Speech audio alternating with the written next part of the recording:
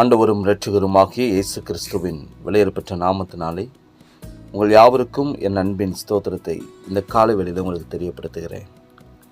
2 தீமோத்தேயு 4ஆம் அதிகாரம் 7வது வசனத்திலே இவ்வாறாக வாசிக்கின்றோம். நல்ல போராட்டத்தை போராடினேன், ஓட்டத்தை முடித்தேன், விசுவாசத்தை காத்துக்கொண்டேன் என்று சொல்லி. எனக்கு அன்பான தேவனுடைய பிள்ளைகளை, நாட்களை பார்க்கின்றதான பொழுது எல்லா மனிதருடைய வாழ்க்கையிலும் பலவிதமான நெருக்கங்கள், ஏன் மனிதருடைய வாழ்க்கையில் மாத்திரமல்ல, தேசத்திலும் பலவிதமான நெருக்கம், தனிப்பட்ட வாழ்க்கையிலும் பலவிதமான நெருக்கம். இந்த காலகட்டத்தில் தான் எப்போது இந்த போராட்டம் நீங்கி நிம்மதியாக வாழுவேன் என்று சொல்லி அநேகர் பெருமூச்சு விட்டு கொண்டிருக்கிறார்கள். இந்த உலகத்தில் காணப்படுகிற போராட்டங்கள் இன்று நாளை இருக்கும், மற்ற நாள் மாறிவிடும். பின்னர் வேறொரு நாளிலே அந்த பிரச்சனையானது திரும்பவும் கடந்து வரும். ஆனால் நாம் ஒவ்வொருவரும் ஆவிக்குரிய கிறிஸ்தவர்களாய் காணப்படுகிற ஒவ்வொரு பிள்ளைகளுடைய வாழ்க்கையிலும் ஒரு போராட்டத்தில் இருக்கிறோம் என்பதை இந்த உலக போராட்டம் நம்மை மறக்க செய்து விடுகிறது என்பது நமக்கு அது ஒரு ஆபத்தாய் காணப்படுகிறது. நாம் இந்த உலகத்திலேயே ஜெயிக்க வேண்டியவர்கள், ஆண்டவருடைய நாமத்து நிமித்தம் போராட அழைக்கப்பட்டவர்கள். நம்முடைய ஆவி பிரியும் வரைக்கும் இந்த போராட்டம் தொடர்ந்து கொண்டுதான் இருக்கும். ஆனால் இந்த போராட்டத்தில் ஜெயிக்கிறவனுடைய முடிவானது நித்திய மகிழ்ச்சியாய் காணப்படுகிறது. இந்த அப்போஸ்தலனாகிய பவுல் எவ்வளவு போராட்டங்களை தன்னுடைய வாழ்க்கையை சந்தித்திருப்பார் என்பதை அவருடைய நிருபங்களை வாசிக்கின்றதான பொழுது அதுவே நமக்கு சாட்சி பகருகின்றது. ஆனால் எங்கேயாவது அவர் அந்த போராட்டத்திலெல்லாம் ஆயுதங்களை ஏந்தியோ அல்லது மனிதருக்கு எதிராக அவர் யுத்தம் செய்ததாகவும் எங்கும் அங்கு குறிப்பிடப்படவில்லை. மாம்சமும் இரத்தமும் உள்ள மனிதருடன் அல்ல, மாறாக அந்தகாரத்தின் லோகாதிபதிகளோடும் வான மண்டலத்தில் உள்ள சகல பொல்லாத ஆவிகளின் சேனைகளோடுமே நமக்கு போராட்டம் உண்டு என்று சொல்லி அப்போஸ்தலனாகிய பவுல் தன்னுடைய அனுபவத்தையே எபேசியருக்கு அவர் எழுதுகிறார். தீமோத்தேயுவுக்கு எழுதின 2ஆம் நிருபத்திலே அவர் சொல்லுகின்றதன பொழுது, நல்ல போராட்டத்தை போராடினேன், ஓட்டத்தை முடித்தேன் என்று, அது மாத்திரமல்ல, நான் விசுவாசத்தை காத்துக்கொண்டேன் என்று அவர் சொல்லுகிறார்.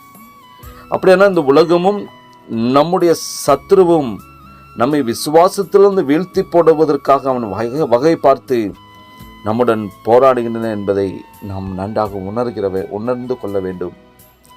நம்முடைய ஆண்டவர் தம்முடைய இறுதி ஜெப நேரத்தில் கெத்செமனே தோட்டத்தில் அவர் ஜெபித்த பொழுது, பிதாவே உமக்கு சித்தமானால் இந்த பாத்திரம் என்னை விட்டு நீங்கும்படி செய்யும் என்று சொல்லி ஜெபித்தார். இதை கேட்டதானே பிசாசு நிச்சயமாக அவன் சிரித்திருப்பான். ஆனால் ஆண்டவரோ, ஆனாலும் உம்முடைய சித்தத்தின்படி ஆக கடவுது என்று சொல்லி தம்மை அர்ப்பணித்த பொழுது அங்கேயே ஆண்டவராக இயேசு கிறிஸ்து தம்முடைய முதல் வெற்றியை அவர் பெற்றுவிட்டார். சிலுவையிலே அவர் ஜெபிக்கிறதான ஜெபமானது, என் தேவனே என் தேவனே ஏன் என்னை கைவிட்டீர் என்று சொல்லி கதறுகிறார். அதனுடைய ஆழத்தை அறியாத சத்ரு அவன் வெற்றி களப்பில் அவன் சந்தோஷம் அடைந்திருப்பான். ஆனால் ஆண்டவராக இயேசு கிறிஸ்து 3ஆம் நாள் உயிரோடு எழும்பின பிற்பாடு அவன் வெட்கப்பட்டு தலை குனிந்தவனாய் காணப்பட்டான். தேவனுடைய பிள்ளைகளே, நாம் கிறிஸ்துவுக்குள் ஜெயம் பெறவே நாம் அழைக்கப்பட்டிருக்கிறோம்.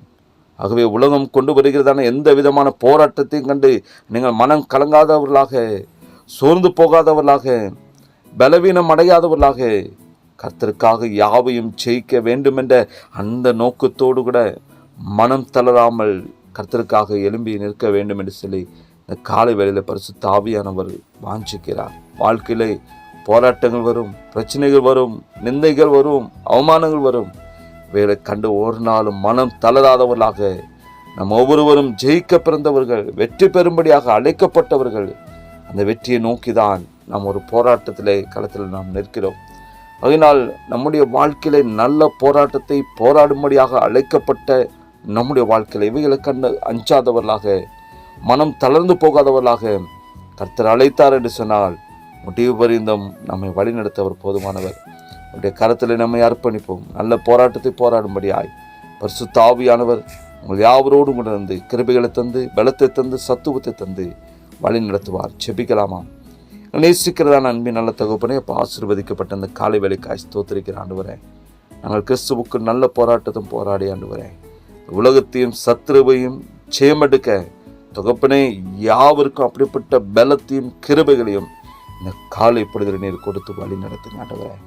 ஜெய கிறிஸ்துவானவர் நம்முடைய பிள்ளைகளோடு இருக்கிறபடினால் சகலவற்றையும் ஜெயமாக மாற்றுகிறேன். அதற்காக உமக்கு நன்றி. இயேசுவின் நாமத்தில் ஜெபிக்கிறோம் நல்ல பிதாவே. ஆமேன், ஆமேன்.